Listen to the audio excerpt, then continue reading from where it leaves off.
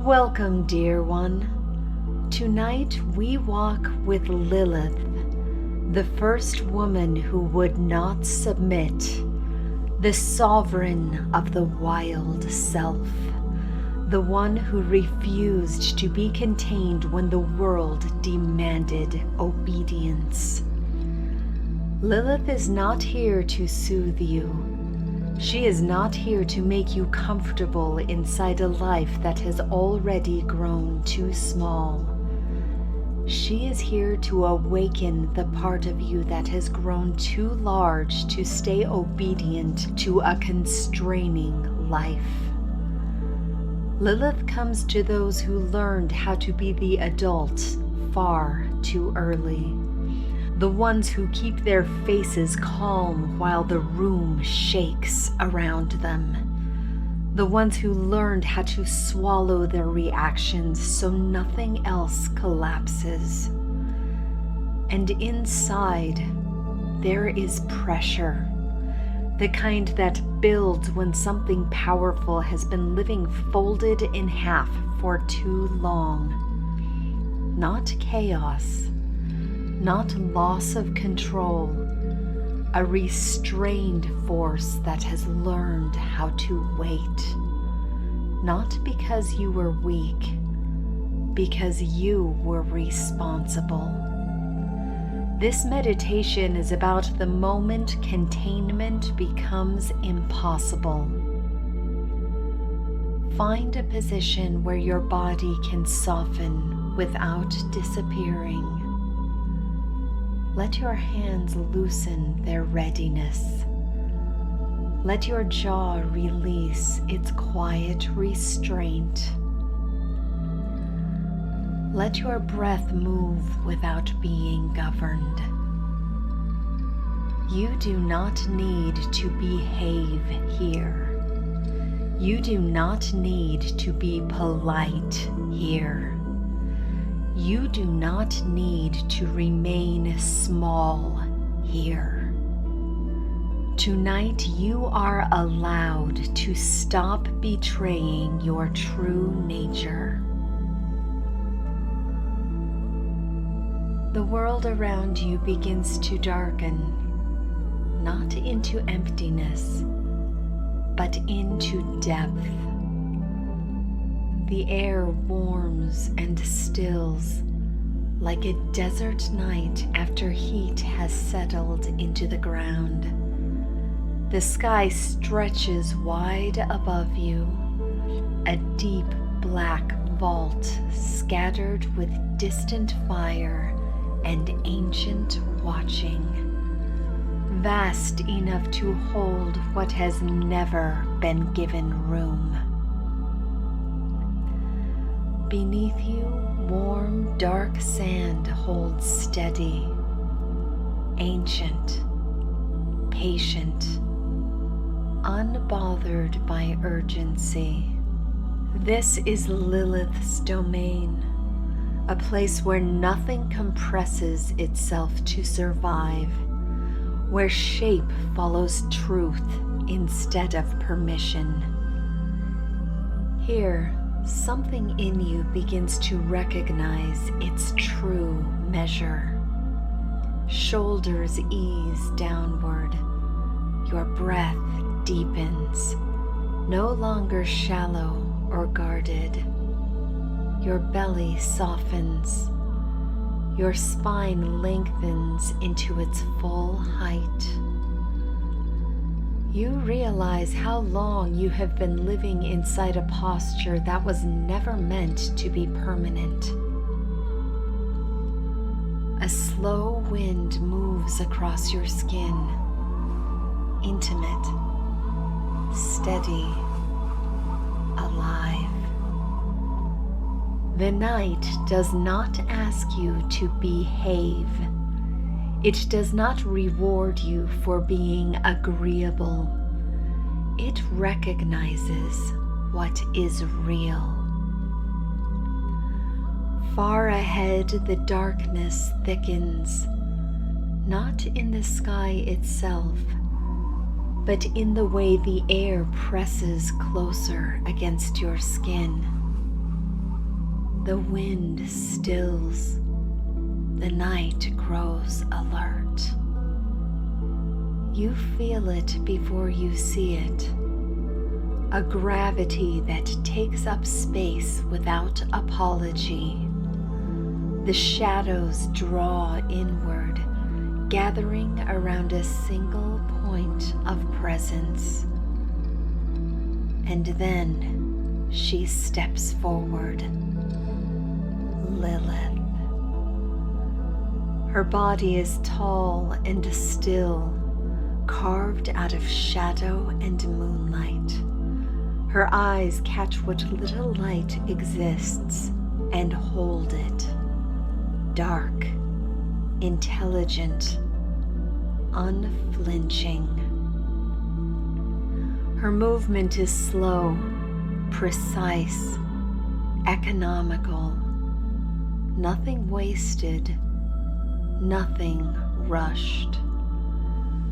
The air tightens around her, not with fear, but with recognition. The night does not bend for her. It settles into alignment. Your body registers her before your mind finds language. Something uncontained stands in front of you, sovereign, untouchable, unowned. She stands in a stillness that makes the world reconsider its reach. Her gaze meets yours, steady, unflinching, intimate in its accuracy. She does not examine your wounds. She recognizes your capacity, the strength it took to stay compressed for as long as you have. Her voice arrives low and precise, not dramatic, not loud. A truth spoken without decoration. You have been living inside a version of yourself that no longer fits. You feel the accumulation of what you have carried, the compromises, the swallowed reactions, the moments you folded yourself inward so the room could stay calm. Not because you couldn't choose, because you were carrying the consequences for everyone. Lilith does not soften at this recognition. Her gaze steadies, not kind, not cruel, unavoidably exact. You can feel what she is seeing, not just what you carried, but the shape you had to shrink into in order to stay safe inside the world that raised you. The places where your desire had to bend so everything wouldn't crack. The instincts you learned to redirect into acceptable forms. The futures you quietly set down because they would have destabilized those around you. Not because anyone said no, because you could feel the collapse waiting if you allowed yourself to become fully real. You learned how to live inside a container that could not actually hold the full truth of who you are, and you survived by becoming smaller than your own longing. You can feel what that cost now. Not in regret, not in drama, but in the weight of what never entered into existence. The lives you didn't live. The expressions that never got breath. The versions of you that stayed imaginary because reality could not accommodate them. not postponed, not delayed, unborn. You can sense the magnitude of that when you really let yourself look. The way certain dreams still carry a strange ache, even now. The way parts of you feel older than they should, and other parts feel untouched by time. The way your life feels like a careful reconstruction instead of an organic unfolding. Not because you lacked courage, because you were protecting the emotional stability of a world that could not survive your full expression. Lilith's voice enters low and absolute. You did not just adapt to survive. You edited your own becoming so the container would not collapse. You have been living inside a version of yourself that no longer fits. The words take the breath out of your chest, not as pain, as recognition. You can feel the truth of it echo backward through your life. The paths you diverted, the callings you abandoned quietly, the risks you learned not to want. And once you see this, you cannot go back to believing the life you lived was the only life that was possible. The truth settles into you like weight, not emotion, gravity.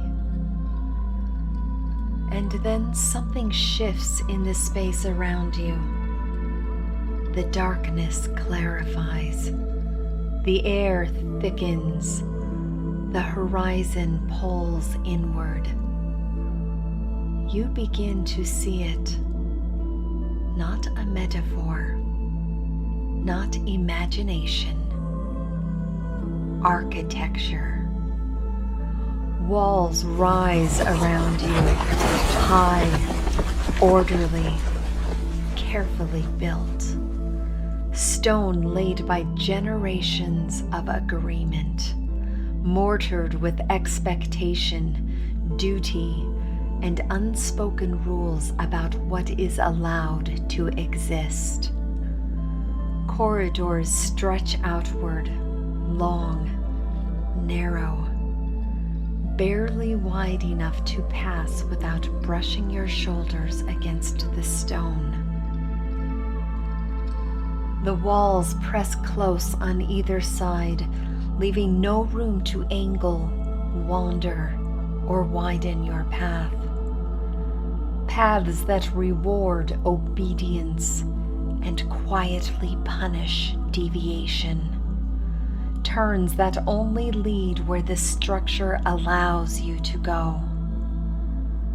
Doors line the halls, thick, heavy, selective. Some open easily, ushering you into approved futures, approved identities, approved ways of belonging.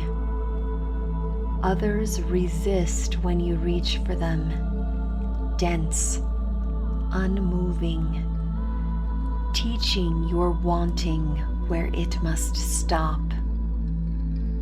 Narrow windows punctuate the walls, just high enough to show a thin slice of sky, a drifting cloud, a pale wash of light that never quite reaches your face, enough to remind you that something exists beyond the stone, not enough to orient yourself toward it, not enough to let yourself imagine leaving. Overhead, the ceiling presses low, close enough that your spine learns a permanent, subtle bow. Your shoulders draw slightly inward. Movement becomes careful, economical, constrained.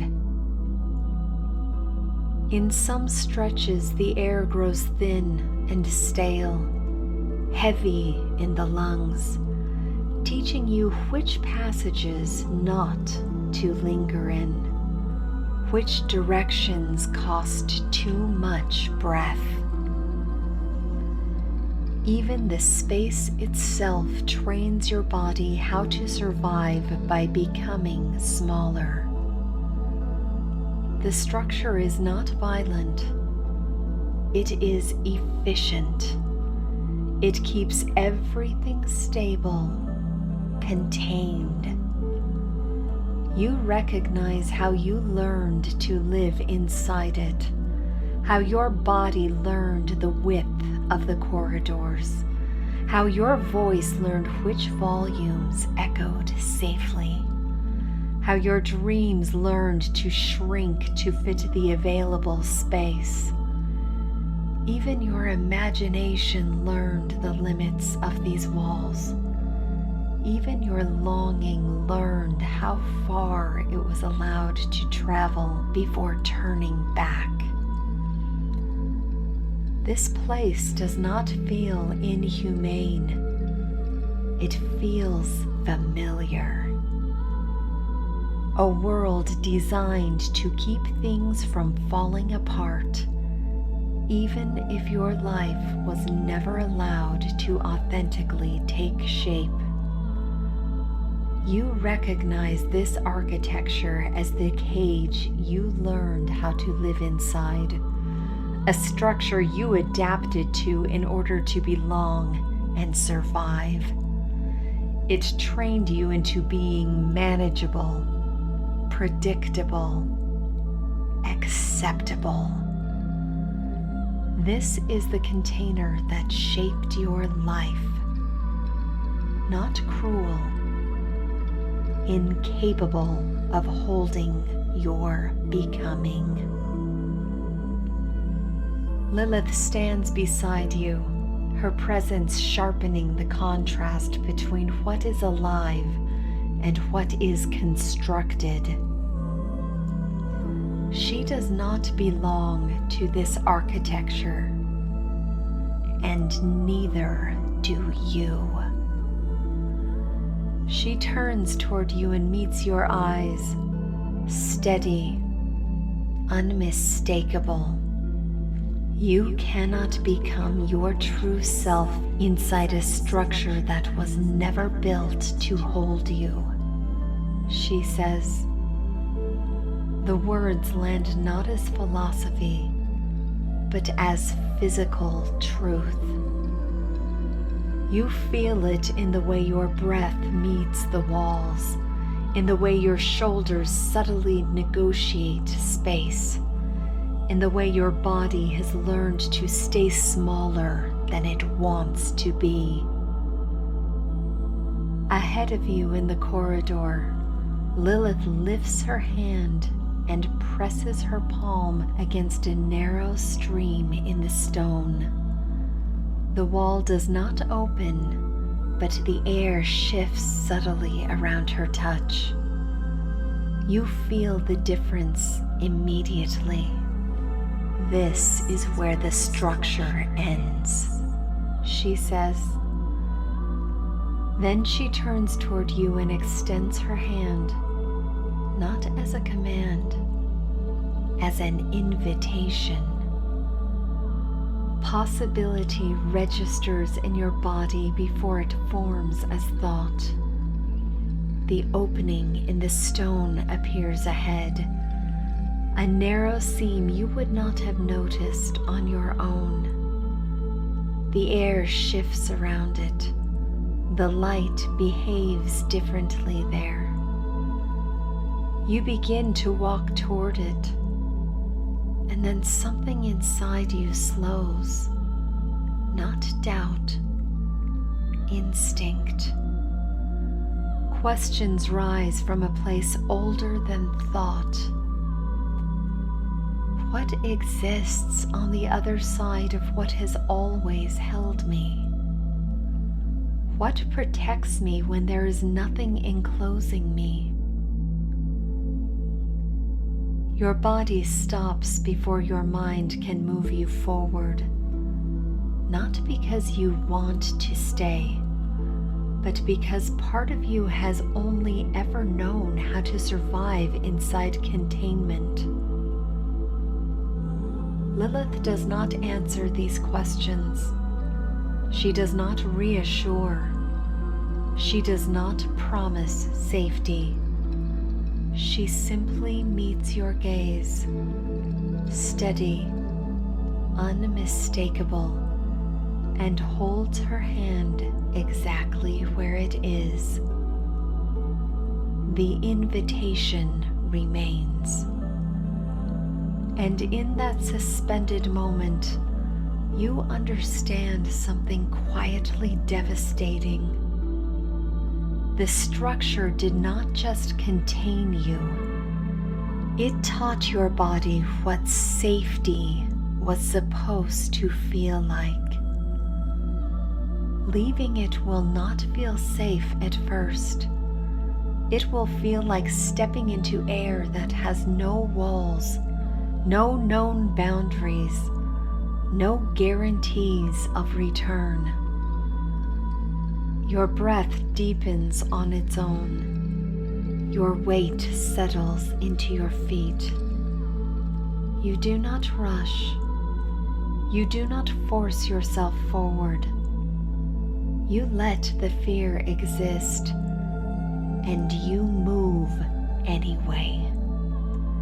You take Lilith's hand, and then you step forward together. The threshold passes beneath your feet. The change is immediate and disorienting. The air feels wider, but also uncontained. There is no pressure holding your posture in place. No familiar boundary giving your body feedback about where it ends. Your balance subtly recalibrates. Your breath catches, then finds a new rhythm. Your spine adjusts without the old ceiling guiding its angle. It does not feel safe yet. It feels real. The architecture still stands behind you, solid, intact, familiar. The life that shaped you remains visible. Lilith releases your hand and steps forward. She places her palm against the earth. The ground responds immediately. A deep, internal shift, a slow, massive settling, like a continent exhaling. The stone beneath the structure begins to loosen. Hairline fractures trace across the base of the walls. The foundation softens. The weight of the architecture starts to sink into itself. Corridors bend inward. Doorways lose their rigidity. The ceiling folds and descends, collapsing the posture it once trained into your body. The structure does not resist. It yields.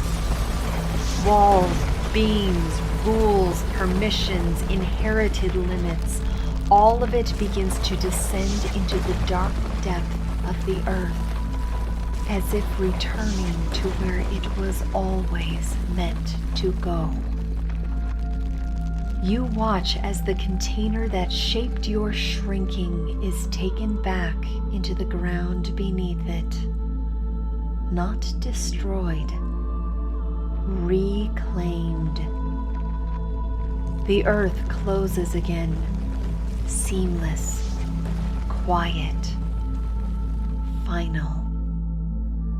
Where the structure stood, there is now open land and open night. No outline, no imprint, no remaining architecture to orient yourself by. Lilith steps back beside you. That life is complete, she says. It no longer gets to shape what you become. The words settle into you with quiet authority, not as permission, as fact. You feel the finality of it in your chest, in your spine, in the way your weight meets the ground. The end of an old jurisdiction. The beginning of standing inside your own true measure. Lilith stands beside you, her presence grounded and unmistakable. This is what sovereignty feels like, she says. Not power over anything, presence within yourself. You do not have to become anything new. You only have to remain where you now stand. You are no longer shaped by what could not hold you.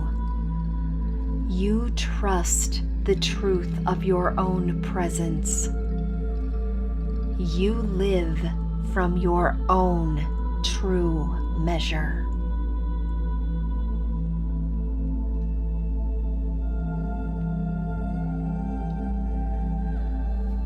Thank you for walking this threshold with Lilith and for allowing yourself to step beyond what could no longer hold you.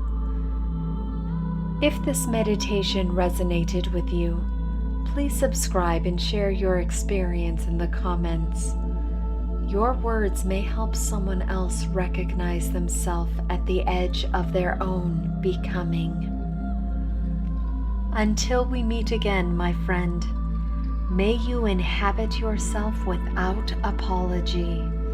May you trust the intelligence of your own experience. And may you never again shrink to fit what was never meant to contain you.